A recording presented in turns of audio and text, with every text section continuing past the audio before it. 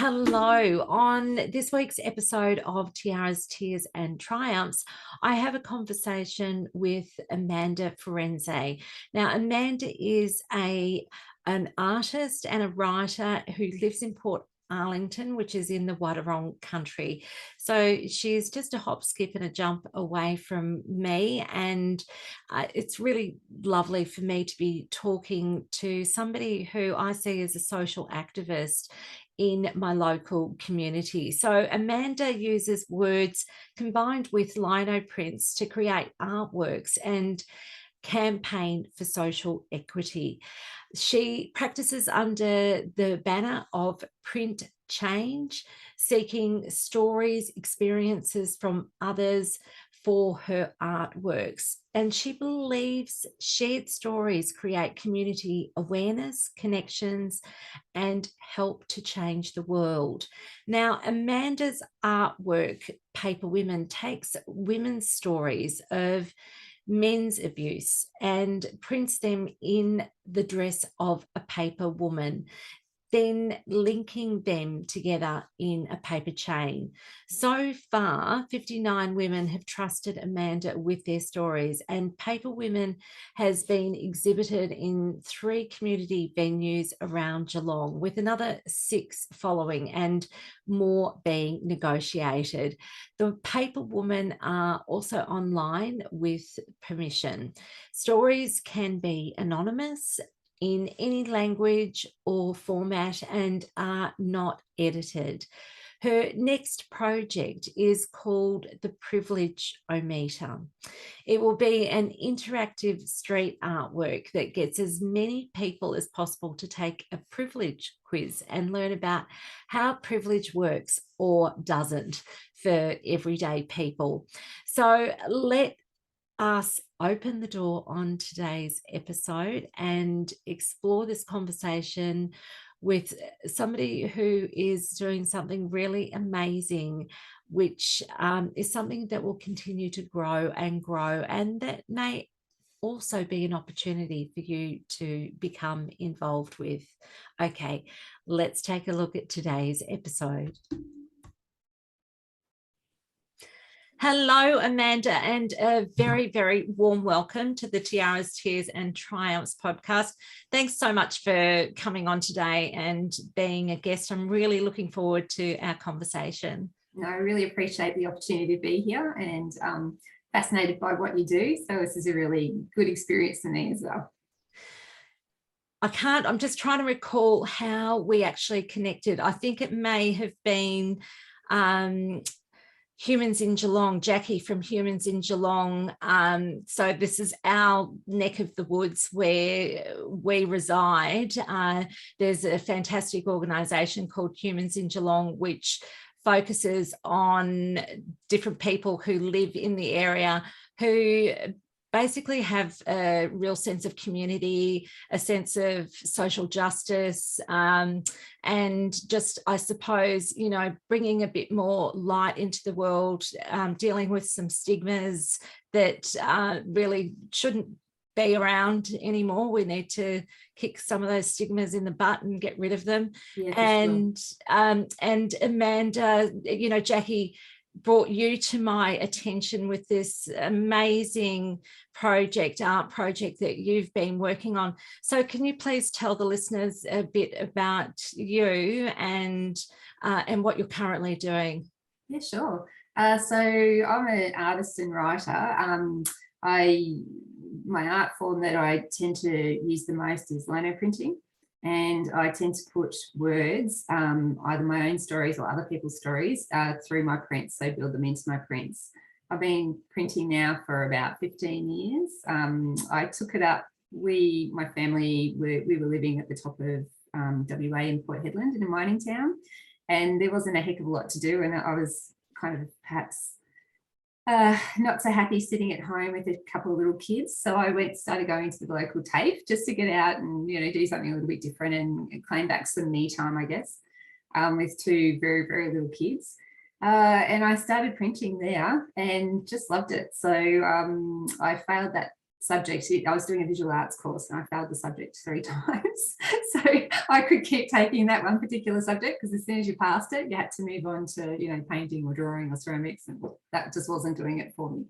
So eventually the art teacher kind of said, you have to kind of move on. And then I just took it with me. I took lino printing with me, and I made some kids' books. That was the first thing I did. And then I started selling those books at markets. And then eventually I started doing, entering some art competitions, and I ended up selling cards and postcards and prints, anything I could make easily. We were in a very remote town, so it was hard to get stuff there. But I was selling stuff through markets, and then I decided to focus more on exhibition side of things and producing original artworks. And I was very fortunate to get a grant to help me with that, with a year of professional development. And I had my first solo show in there. In that time, I did a residency back in Victoria. I won a fairly major art prize. So it was a really busy, productive period for me. But then we decided to move back to Victoria, and things were a little bit different over here. It's probably not as easy to be an independent artist over this way. And I made the decision to stop being a full-time artist and be a worker, as we were just talking about prior. And then, so I put down my tools for a few years, and when I came back to it, I've got a lovely day job now, and I was in a position, very fortunately, economically, that I could make the decision to make my artwork more about my social justice beliefs, which was a really important step for me. Just not to be making something with an idea to how it would sell, and that has freed me up creatively quite a bit. So my launch back into that art sphere was a project, as you mentioned, called Paper Women, and it was and it's an ongoing artwork. It's, I guess, interactive. It's just a complete labour of love for me. My idea was that, or the premise behind my artworks, is that the way we change the world is for everyday people to realise that, certainly in situations where they are less powerful or they're being abused in some way, they realise how many other people out there are affected, and that they're not alone. Just bringing that all together, just connecting people and making them realise that what's happening to them isn't unique or something to be ashamed about or frightened about speaking up about. Once that happens, energy is kind of generated. People, by connecting, generate energy, and that's what we can use to drive change, and that's what's so needed. So Paper Women was really just about taking a very basic visual concept, which is a paper chain of women, which we've seen used many times. That's not new. But so they're just literally paper cutout dolls, like we all kind of played with or see, used visually representing groups of women. And what I guess is a little bit different about mine is there's a liner cut dress that goes onto the paper dolls, and in those dresses, any woman who wants to share with me their story of abuse, any type of gendered abuse that they've experienced, is actually printed, unedited, printed into the women's dresses.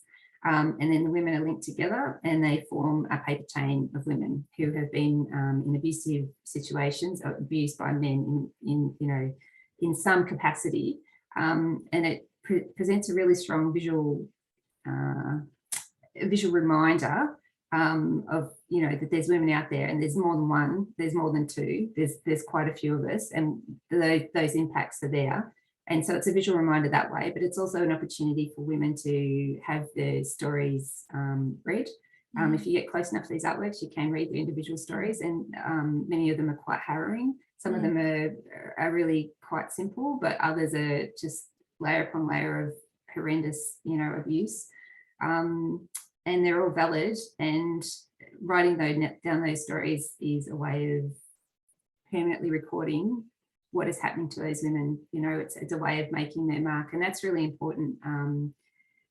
We tend to whisper about these things, if we whisper at all. Quite a few women have actually said in their stories this is the first time they've ever written or acknowledged this experience to anyone else. And so I think that there's a lot of power in that as an individual, to have your story recorded and to know that it did actually happen. It's not something that's just floating around the edges of your mind. It's there, it's real, and it's permanent, and we've all got them. So. And that person matters, you know, their story matters. It's, you know, they're of value, and what happened to them, it's important, and it needs to be recognized, and for people to understand that, you know, life can be very cruel, you know, to some people, and there needs to be a lot of compassion for people who have gone through trauma, to support them to be able to recover on the other side of that. So I think that's, your project has really facilitated that doorway to compassion and understanding, and I just think that's so beautiful. Can you tell me, like, where did that idea spring from for you to start this project? This project in particular, well, I always put my stories with my artworks in some capacity. It normally didn't lead to necessarily commercial acceptance. I had quite a few galleries say to me, it'd be better if your stories weren't part of them, particularly because when I write my stories, I'm not writing about rainbows and happiness. Sometimes what I tended to, my two solo exhibitions, my two more major solo exhibitions were, I'd literally take a photo of something that triggered a memory in me, make a lino print of it. So it was very much an illustration, but then put a story about it. And, you know, sometimes there were things like how much I hated taking my kid to playgroup. You know, sometimes there were things about how women compare their bodies against each other. Sometimes it was things like, you know, I've got to go to the post office again. I just feel like I'm drowning my life because it's on such a high repetition. Anyway, I was just amazed how many people came back to me and said, amazed, people that I would never have thought, that just came to me and said, you're telling the stories of my life. You're telling them, you know, these basic everyday stories. That could have been me. And it wasn't such a leap from there to think, maybe if these people had the opportunity to write their stories, that would help connect other people. And from there, it was for me, having always been a very big social justice advocate and, you know, majorly annoyed at life. I didn't really check whether we were allowed to swear in this podcast, so pull me up before I start. But just always just that gender inequality from day dot, from really being young, you know, just being so annoyed at the way the world was structured so that, you know, men were at such an advantage, particularly white men. And it just always infuriated me. And I think the level of silence and shame that's always associated with women who have been in abusive situations, and that infuriates me even more. Like, you know, the first story in this series, in the Paper Women artwork, is mine, and it's about being catcalled. And it happened to me only a few years ago, and I was just walking up, and I have worse things that have happened to me, but this one just really infuriated me. I was walking up the street in Geelong, and a car load of young guys just drove past and just basically, you know, dropped the F-bomb at me, swore at me like through the car window, and it shook me. I just literally stood there, and instead of, you know, in your head, all these wonderful retorts happen, you know, you just get ready to scream back and you just tell them off. But instead I stood there crying, and I went back to the office and I cried, and I was on edge the rest of the day. And I thought there was nothing to be gained for those young men apart from my taking away my power. That was all they were after. They got a bit of a laugh at it, a bit of joy. And I just thought, even now, even at 50, even with things apparently having changed in the world so much and all this equality being around, you know, people are still powerless. People still, you know, people get joy from taking other people's power away. And it just infuriated me. And I just started thinking about what I could do to make a change. And then I started thinking about how many people, I think I'm one of those people that, because I don't have a lot of tolerance for societal rules, people tend to tell me stories that they wouldn't tell anyone else. It's not that I'm necessarily a good listener. I don't think. It's just more that my fury probably sits in the right spots in terms of they can tell me things and they know I'm going to get really angry, but I'm not necessarily going to pass that on. But I'm also not going to judge them the same way someone else in their church might judge them, the same way someone else in their mother's group might judge them. I'm not that sort of person. I'm kind of sitting out on the edge. And I just thought about all the people who have said to me, all the women who have said, I've never told anyone this story, but I was raped. I've never told anyone this story, but he had his hands around my neck. Yeah. And I just thought, those women need the chance to, get their stories down, not just whisper them over a cup of coffee and then try and get back to their everyday lives. They need to be able to, if they want, because, it's a big step.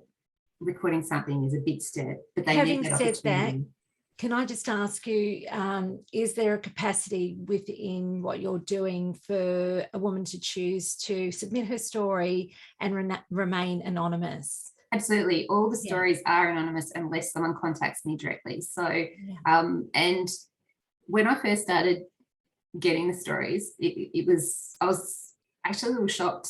I had so few responses, even from people that I knew. How did you promote the project to begin with? Can you just share that journey, please? Yeah, it was purely through social media, to be honest, and word of mouth. And I very arrogantly just assumed that, particularly because I've had so many people tell me their stories, I thought at least those people would want to share their stories. And I was really quite shocked that I couldn't get any traction on even my social media posts. And normally I would get, X people liking it, X people promoting it, X people sharing it. So few people were even prepared to like what I was writing about and what I was talking about. Even I had people coming back to me and saying, oh, look, I shared your post, but I'm not getting any likes. Maybe there's something wrong with the link.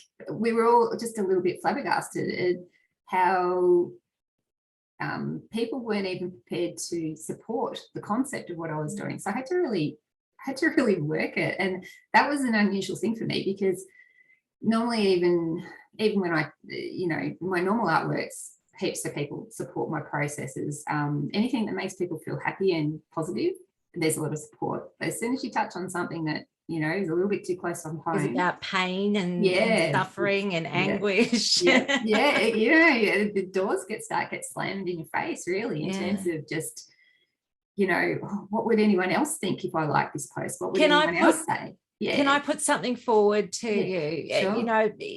Your project, for somebody to share their story, it takes a tremendous amount of courage to, share, those vulnerable moments that you've gone through in your life. And your trust has been shattered by a very destructive person in a very destructive relationship. So, not making any generalizations, but that's what lies at the heart of it, is this destruction. Oh, absolutely. And so your trust, coming from this place, a woman who is contemplating sharing her story, it takes a great deal of confidence combined with, with courage to be able to say, yes, I am actually going to be transparent and I'm going to say what happened to me. For all those reasons, you want to try and keep yourself safe. Absolutely. So contributing to a project like yours is definitely stepping outside of your comfort zone. Oh, totally. And I had to really, it was a bit of a slap in the face to me. It was a bit of a wake-up call, and I really needed it, because I made a series of assumptions about what I thought I had created a safe space, and I just thought people would be okay with that. And that I hadn't thought much past it. And so when it didn't work initially, I went back and canvassed friends. I went back and talked to women, not women who had been necessarily in abusive situations, but just anyone. And even one of the other things I figured out, which was, again, I can only associate it with my own arrogance, was that I had presumed that people write. And that was one of the major problems, was not everyone's comfortable writing. That's a massive assumption. So I had to step back even like step it right back and say, well, yes, what I did was create an anonymous like Survey Monkey, process. So, I was really very sure that was anonymous. None of the artworks, none of the women feature people's names. People can opt to talk about themselves in the artwork, but it's not, they are extremely secure. So I thought that I'd tick those boxes and that was okay. But there was more to it than that. I had to really think, like, I actually had to do a little bit of research and work out how confronting it is to write, because to me, writing's just what I do. It's what I do every day. I journal every day. It's how I express myself. Too. Yeah, and so you get it. But a lot of people aren't comfortable, in the best of circumstances, writing something. A lot of people might not have had the best education. And a lot of people just, writing's the last thing they want to do. Yeah. So I ended up developing a checkbox survey instead. Yeah. And that was just a heartbreaking process, literally typing out all the different categories of ways that women can be abused, things like that. I had to go through those steps of awareness for myself, and it was a good journey because I learnt so much more than I thought I knew. So just talking to people and being supportive and having read certain amount didn't prepare me for the levels I needed to go to make this as inclusive as possible. And I think that knowing what the stats are and knowing how many people out there have been abused, that's one thing. But every time someone trusts me enough to give me their story, it feels like, in an ideal world, we wouldn't have any of these stories. But every time someone trusts me enough to give me their story, that's a little win. That's a little, for me, that's a victory, and it's knowing that those women have made their mark, artistically, intellectually, and just in terms of they are here. And like you said, that before, that word value is really important to me. And it's, I blather on about it on my website quite a bit, but it's not only that the women are valuable, but their story is valuable. What happened to them shouldn't be happening. And writing that story down, or checking a tick box, or even visiting the website, which can be so dangerous for people. I understand that sort of thing. Yes, yeah.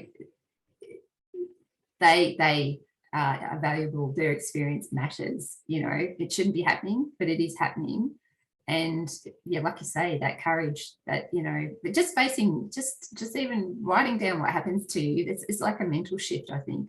And I had to really get my head around that. So people might not want to write in the first place, but to actually record it, there's a permanency about words, that it's another step, it's another step in the process of accepting or processing what has actually happened. And like you say, that the courage involved to step up to that, and the trust is, it's not something I take for granted.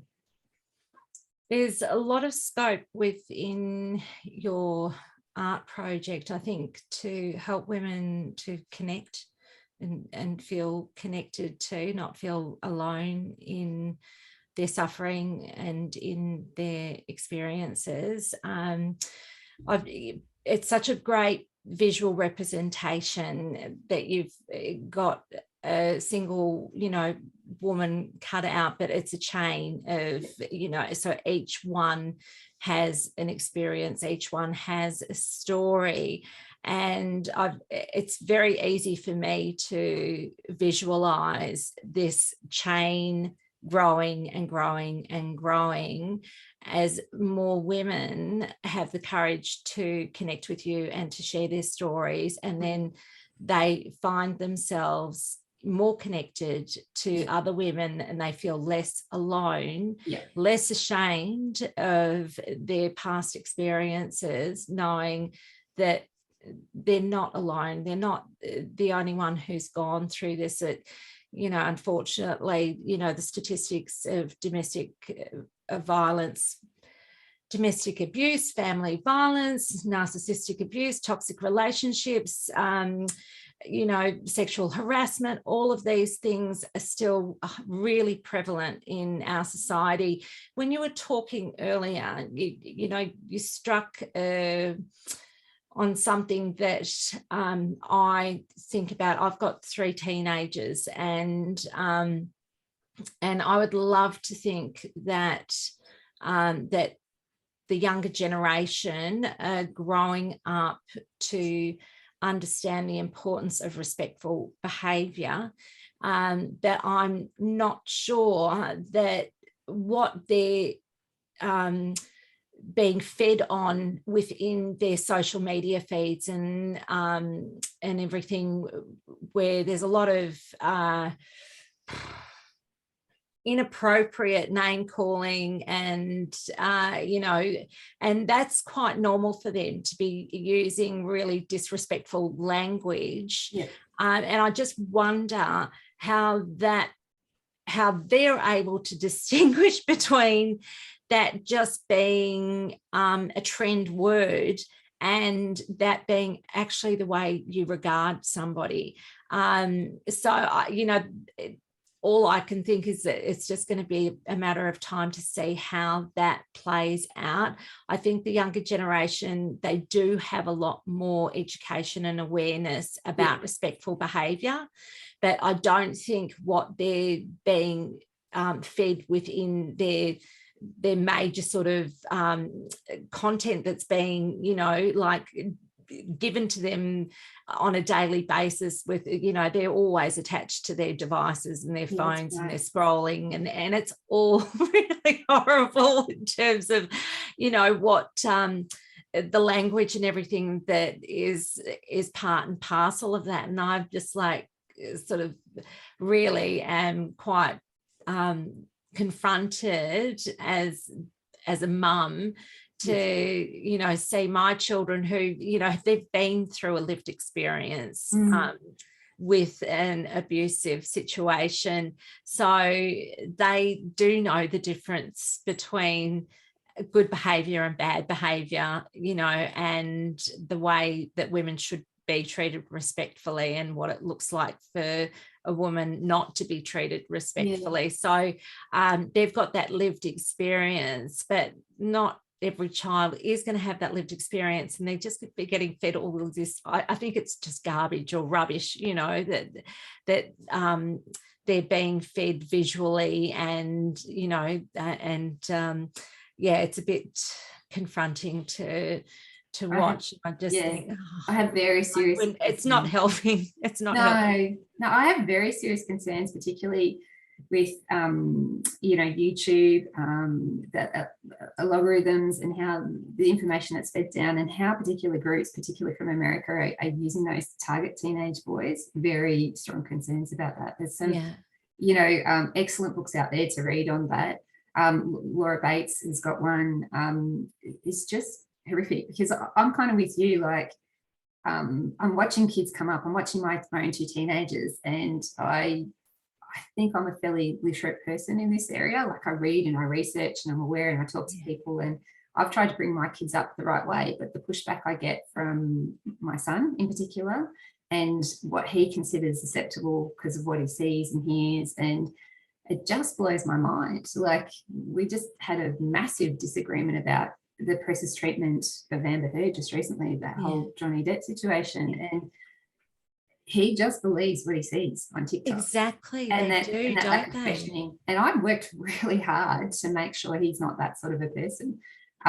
But at some point that social media combined with the peer, the peer awareness and how his peers work in the world, you kind of got to trust in what you've given them to begin with. But I think that part of the issue is that, I'm a strong believer that the kids are going to change the world, and I think that we're the gatekeepers that have to hold the tides back to let that happen, particularly middle-aged women. I think that's our role, to not fall into the to not follow the same pattern as was set before us. Really got to hold those spaces to let those kids make those changes, because they can. They've got more voice than we ever had.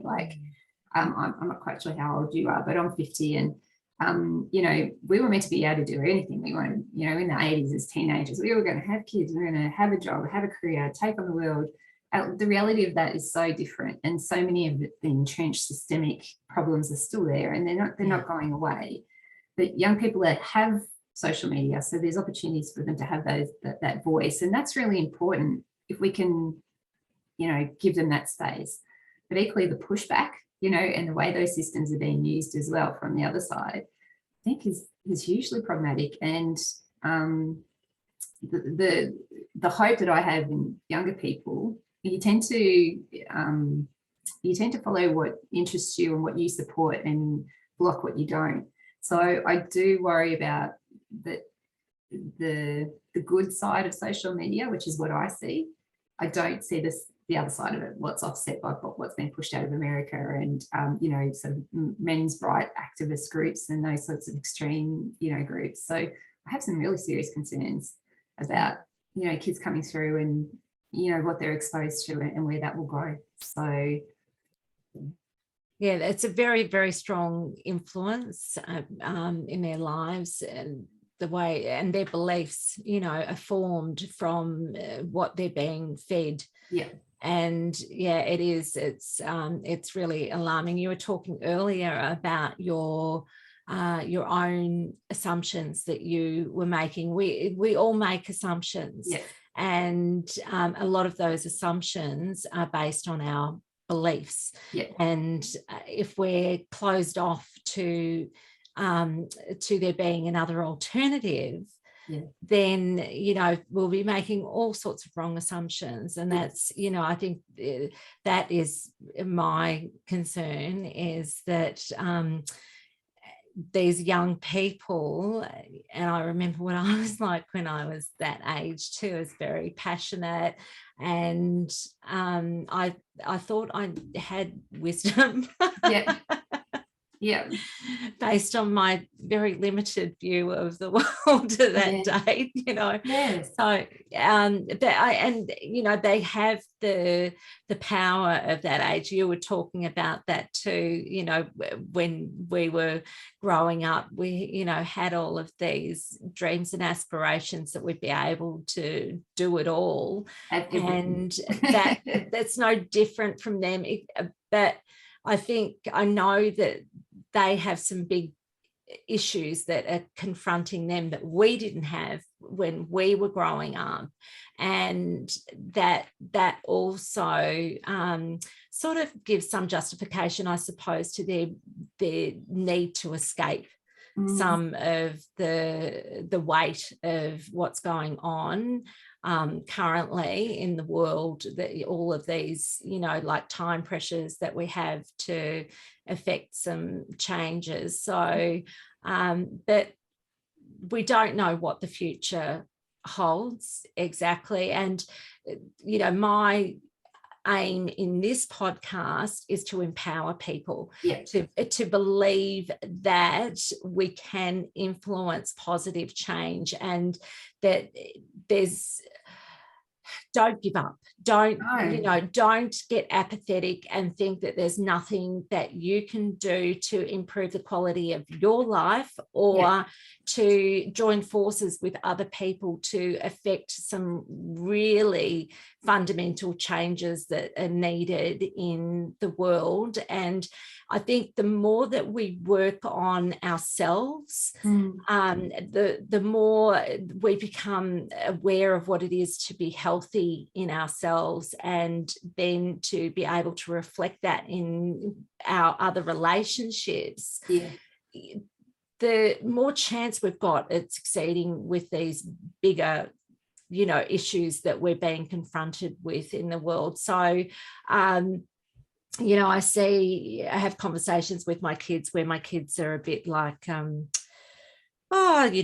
things aren't great. It's not going to be good what happens in the next, 20, 30 years. And we can't really do anything about it. It's up to government. It's up to, industries. And yes, they're right, but they're also wrong. Yeah, absolutely. Absolutely. And that's that line, isn't it? It's kind of like, governments don't change by their own accord. It's everyday people joining together. That's what causes big change. Societal change comes when enough people reach that tipping point. Yeah. And there's no other way about it, because governments, it's like when people say it's the law. Well, laws change. Laws get written, it's still the majority of people that can affect change, and that's what's needed. And enough people need to be aware of the way that this system is set up to make certain people fail and certain people succeed, and those levels of privilege, that's what's really important. Just keeping their eye on the big picture, and every person can, contribute to that. And that's what's so necessary to recognize about why these power structures are set up. I mean, the patriarchy and everything else, it does no good to men, either. It definitely doesn't do any good for women and non-binary people, but men are hobbled as well by these systems. It's designed to keep very few rich white men basically in power, and the rest of us, the sooner everyone wakes that up and can affect real social change, the better off we're all going to be. Absolutely. And I think we are at the tipping point now. Yeah. And I think that's why we see such pushback from those extreme groups. Yeah. Because, the blinkers are coming off, basically. Humanity doesn't have that much more time to dilly-dally about making some of these serious changes. That's it. So, and the more you try and change and the quicker it's happening, the more pushback we're going to get. But, it's something you've got to live through, but every single person can affect that change. Every single person can look to see what's wrong in the world and help right it. I'm hoping with your project that there are going to be women who encounter your project who might still be in a toxic relationship, who might see something in those stories from other women to perhaps confirm to them that what is happening to them is unacceptable, and that it is time for them to put their safety first. And the reason I say that is because we know when it comes to physical abuse, it's very black and white, and still that doesn't make it easy for a woman to leave a relationship that is physically abusive.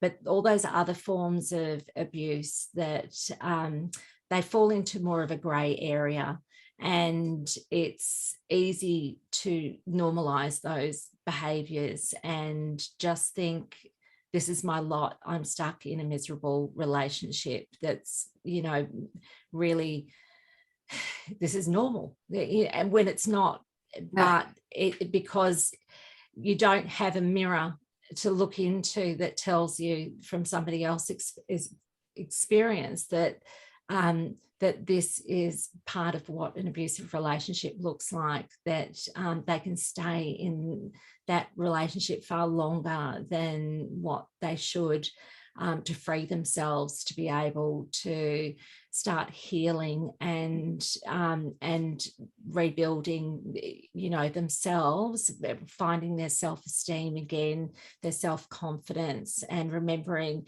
who they are, deep down inside. So I'm so glad that I have been introduced to you. I have shared my story with you, so that is now going into your project, and thankfully you're also going to share links for people to find the podcast too, sure, which is amazing. Yeah. If anybody would like to contribute their story, how do they go about that? Can I share some links in the episode notes for people to connect with you? Yeah, for sure. That would be great.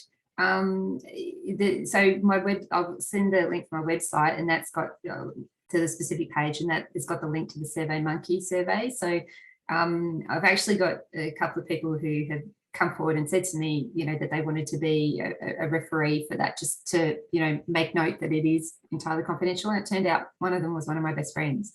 Mm. So, the level, there is nothing to identify you. There's no need to write an email address or anything that can link back to you. It's purely just go to the website, you put your information in, and you're done. So I do have a post office box. I have a specific phone set up for this if people wanted to text in their response through. No one's taken that option, but it's there. And I can also just accept email responses as well. But if the SurveyMonkey is the most secure way of doing it to ensure that, people remain anonymous. whatever people give to me, whether it be the checkbox survey or their actual words, it's not edited in any way. It's not, it can be in any language. I've had poems, I've had 4,000 word essays come through. I've had 1 word responses. Anything and everything is valid. The more serious abuse cases, the heartbreak, they're probably the biggest, what people look to and affects the biggest change. But the whole gendered violence, the whole gendered abuse, it can be just being pinched on the bum in a nightclub. It can be just, that workplace social inappropriate behavior being stood over. It doesn't have to be like, there's a whole spectrum of bad behavior. And where you become disempowered, and that's where your choices are taken from you. Exactly. Yeah. So while the art and the artwork won't ever stop, whenever I get, in 20 years from now, if I get a story, it's being added. I'd like to think that the world would change enough that it's not necessary, but it's reality is. So any story is welcome. Any level of experience is welcome. And basically, I want to show. It's about giving women a chance to write their stories down, but it's also visually to show how many of us are affected. And, this isn't, I've got just under 60 responses now. Those 60 stories are really important, but we know it's more than 60. We know it's more than 1,000. We know it's more than 100,000. We know it's millions and millions of women that have been affected. The artwork will keep going on, and it will keep doing its work as long as there's a need for it. And I can't see, unfortunately, that need changing anytime soon. So yeah, sorry, I got off track then. But that's yeah. Okay. So if you're listening to this and you would like to share your story, then just go to the episode notes and there will be links for you to share your story in a way that is appropriate and is comfortable for you to do. So it's your choice, and ultimately you're in control of how much you share, what you share, and there's you can be from any part of the world too. You don't necessarily have to be living in Australia to become a part of this project. This has the scope, as we know, domestic violence, and it happens in all countries. It's not, it's not just here in Australia that we're dealing with it. It's prevalent all over the world, and it will connect us all as women, as sisters, that and we can gain solidarity and strength from those connections. So I invite you to participate. Thank you so much.